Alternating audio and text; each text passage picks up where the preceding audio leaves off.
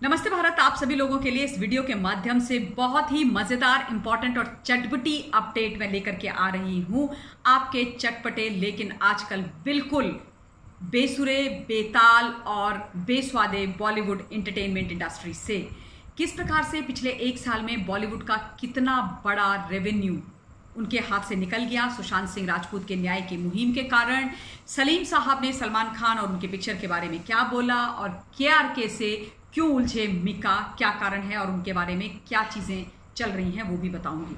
सबसे पहले आप सभी लोगों से ये सब बात करने से पहले एक निवेदन करना चाहती हूँ जो हर बार करती हूँ कि जिन लोगों ने मेरे चैनल को अभी तक सब्सक्राइब नहीं किया है प्लीज चैनल को सब्सक्राइब कर लीजिए ताकि आप सभी लोगों को बहुत सारी जो इंपॉर्टेंट अपडेट होती हैं इस देश के बारे में, जो ज्वलंत मुद्दे हैं, चाहे राजनीतिक हैं चाहे सामाजिक हैं, वो सुनने को मिले। और आप सबसे निवेदन कि हर विषय को प्लीज सुना कीजिए, क्योंकि अगर समाज के अंदर हमें जो गलत हो रहा है, जो कुरीतियां हैं वो हटानी है या समाज में अपनी राय रखनी है, अपना पॉइंट ऑफ व्यू देना है, तो हर विषय को सुनना आवश्यक है।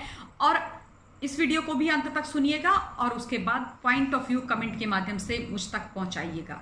अब सबसे पहले बात की जाती है बॉलीवुड इंडस्ट्री की। बॉलीवुड इंडस्ट्री माने या ना माने, लेकिन सुशांत सिंह राजपूत के जाने के बाद उनको बहुत नुकसान हुआ। उन्होंने कभी सोचा नहीं होगा कि सुशांत सिंह राजपूत की जो रहस्यमयी मौत है उसका जो बैकलैश है वो बॉलीवुड को इतनी बुरी तरीके से झेलना पड़ेगा। उनको लगा कि चला गया है, लोग क्या करेंगे, लेकिन ये नहीं जानते कि जो जनता बनाती है वो बिगाड़ भी सकती है। और इसी के चलते पिछले एक साल में बॉलीवुड को 8,000 करोड़ से ज्यादा का नुकसान हुआ है। यद्यपि वो बार बार ये बोलते हैं कि ये नुकसान तो हमें सिर्फ कोविड की वजह से हुआ है, लेकिन ऐसा नहीं है। जो बॉयकॉट बॉलीवुड सुशांत सिंह राजपूत की न्याय की जो लड़ाई है उसके दौरान चलता रहा है, उसका बहुत बड़ा खामियाजा बॉलीवुड इंडस्ट्री को भुगतना पड़ा। और ओटीटी प्लेटफॉर्म के अंदर भी जो ये पिक्चर्स इनकी रिलीज होती हैं वो धड़ाम से धरती पर गिर जाती हैं, क्योंकि हिंदुस्तान की जनता अपनी अदालत में उन सभी पिक्चर्स को फेल कर देती है, उनको चलने नहीं देती है। तो ऑब्वियसली जो पीवीआर है, सिनेमा घर हैं, वो तो जब लॉकडाउन था तब खुले नहीं थे, लेकिन ओटीटी पर इन्होंने बहुत सारी चीजें रिलीज करी लेकिन चली नहीं। बड़े बड़े हीरोज जीरो बन गए और इनको 8,000 करोड़ से ज्यादा का नुकसान 2020 में झेलना पड़ा। और इसका श्रेय जाता है उसी जनता को जिसने ये बॉलीवुड बनाया है, जो इन हीरोज को हीरो बनाती है और इनको सरमाथे पर बिठाती है। यानी कि जनता की अदालत में जब आते हैं तो सोच समझ करके आना चाहिए और जनता के साथ गलत नहीं करना चाहिए। ये सबक आई एम श्योर बॉलीवुड को अब धीरे धीरे समझ में आ रहा है। दूसरी बात, राधे के बारे में कुछ बातें मैंने करी थी, आप लोगों ने मुझे और अपडेट करने के लिए बोला तो मैं बता रही हूँ। देखिए, सलमान खान के जो पिताजी हैं सलीम खान साहब, जो बहुत ही जाने हुए एक राइटर हैं बॉलीवुड इंडस्ट्री के या एंटरटेनमेंट इंडस्ट्री के, वो एक इंटरव्यू दे रहे थे किसी न्यूज़पेपर को। तो जब उनसे राधे के बारे में पूछा गया तो उन्होंने तक इस पिक्चर को खराब करार दे दिया। उन्होंने बोला कि राधे अच्छी बनी हुई फिल्म नहीं है और ये फिल्म अच्छी नहीं है। अब आप सोचिए कि जब सलमान खान के पिताजी, जिनको इतनी नॉलेज है, इतना एक्सपीरियंस है, वही बोल रहे हैं, तो आप सोच सकते हैं कि ये कितनी खराब पिक्चर बनी हुई होगी। इस पिक्चर को 10 में से 1.7 की रेटिंग मिली है। धड़ाम से औंधे मुंह ये पिक्चर धरती पर गिर गई है। और मुझे लगता है कि सलमान खान को अब इंट्रोस्पेक्शन कर लेना चाहिए और उसके बाद ये सोचना चाहिए कि अब उनकी हीरो रहने की उम्र निकल गई है, अब वो कुछ और काम करें। सलीम खान साहब ने ये भी बोला कि कुछ पिक्चर्स ऐसी होती हैं जिनको कमर्शियल गेन के लिए बनाया जाता है, यानी कि फाइनेंशियल गेन के लिए बनाया जाता है, क्योंकि प्रोड्यूसर, डायरेक्टर, एक्टर, एक्ट्रेसेस सब लोगों को पैसा कमाना होता है। यानी कि अल्टीमेटली ये बात साफ हो गई है जो मैं पिछले एक साल से बोल रही हूं कि भाई आप इन लोगों को क्यों आइडलाइज करते हो, ये रियल हीरोज हैं, रियल नहीं है। पहली बात तो ये हीरोज हैं ही नहीं, इंटरटेनर्स हैं।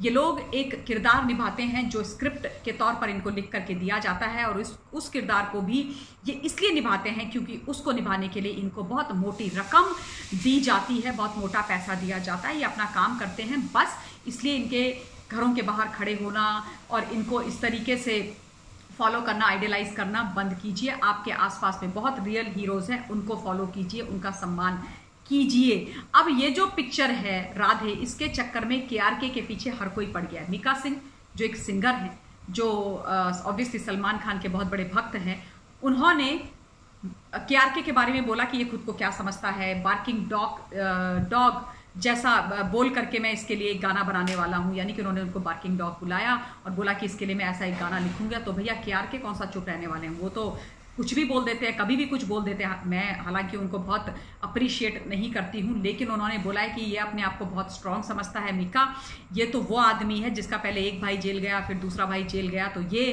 पता नहीं छुचुंदर या कुछ ऐसी शब्दावली का इस्तेमाल करके उन्होंने बड़ी अजीबोगरीब चीज़ें मीका के बारे में बोला है। यानी कि पूरी ट्विटर के अंदर वॉर छिड़ी हुई है, सोशल मीडिया पर वॉर छिड़ी हुई है, एक दूसरे की ये वाट लगा रहे हैं। क्यों? क्योंकि राधे नहीं चली। क्यों? क्योंकि मीका को बुरा लगा कि राधे का इस तरीके से एनालिसिस केआरके ने क्यों कर डाला। क्यों? क्योंकि वो सलमान खान की पिक्चर है। क्यों? क्योंकि केआरके कहते हैं कि मैंने सच बोला और इन लोगों को बुरा लग गया। क्यों? क्योंकि उन पर डिफेमेशन सूट फाइल कर दिया है सलमान खान ने, और इन सब चीज़ों से लगता है बहुत ही बुरा असर मीका के दिल पे लग गया, दिमाग पे लग गया, और इसीलिए उन्होंने केआरके को बार्किंग डॉग बुला दिया। लेकिन केआरके भी चुप नहीं रहे, उन्होंने ईंट का जवाब पत्थर से दे दिया। हालांकि मैं इस तरीके की किसी भी शब्दावली को इंडोर्स नहीं करती हूँ, ना मैं प्रमोट करती हूँ, और ना ही मुझे ये सब चीज़ें सुनने और बोलने में अच्छी लगती है। मुझे ये लगता है कि जो भी विषय आपको बोलना है या जो भी चीज़ आपको बोलनी है, उसको अपनी शब्दों की गरिमा में रह करके, अपनी मर्यादा में रह करके बोलना चाहिए। घटिया शब्दावली का इस्तेमाल करके आप अपने संस्कारों का परिचय क्यों देते हैं? किसी से अगर आपकी नाराजगी है, आप डिसएग्रीमेंट में हैं, तो आप सम्मान के साथ स्ट्रिक्टली फर्मली भी वो चीज़ बोल सकते हैं। ये मेरा पॉइंट ऑफ व्यू है, और इसीलिए मैं कई बार लोगों से निवेदन करती हूँ कि अगर आप मेरे साथ डिसएग्री भी करते हैं तो प्लीज़ लिखिए, डिसएग्री हुई है, कोई इशू नहीं है, लेकिन शब्दों की गरिमा और अपनी भाषा की मर्यादा को रखते हुए लिखिए या बोलिए। तो ये सारी चीज़ें हैं उस बॉलीवुड की, जो बॉलीवुड अभी बहुत ही बुरे वक्त और बुरे दौर से गुजर रहा है। वो बॉलीवुड जो अपने से ऊपर कभी किसी को समझता नहीं था, वो बॉलीवुड जिसने हमारी थाली में छेद करने वाली बात कर दी थी, वो बॉलीवुड जिसने ये बोला था कि भाई ड्रग्स और नारकोटिक्स के मामले में हमारा ट्रायल ना किया जाए, हमारे ऊपर केसेस ना किए जाएं, हमें समन ना भेजे जाएं, क्योंकि हम भारत की सरकार को बहुत मोटी रकम देते हैं टैक्स के तौर पर, और इस नाते देश को चलाने में सरकार की मदद करते हैं। यानी कि उनका ये कहना था कि देश का सच्चा टैक्स पेयर है, जो मिडिल क्लास हैं, जो वाकई टैक्स भरते हैं, टीडीएस देते हैं, उनका तो कोई कंट्रीब्यूशन है नहीं, हम लोगों का कंट्रीब्यूशन है। और अगर तुम्हारा कंट्रीब्यूशन है भी तो भैया, अगर गलत करोगे और देश सरकार को टैक्स दोगे तो उसका मतलब ये नहीं होता कि आपकी गलतियों को, आपके कुकृत्यों को, आपके जो मिस्टेक्स हैं उनको माफ कर दिया जाए। अगर कोई सामान्य मिडिल क्लास फैमिली का कोई व्यक्ति कुछ गलत काम करता है, इलीगल काम करता है, तो क्या उसको सरकार माफ कर देती है क्योंकि वो टीडीएस देता है? ऐसा तो नहीं होता है।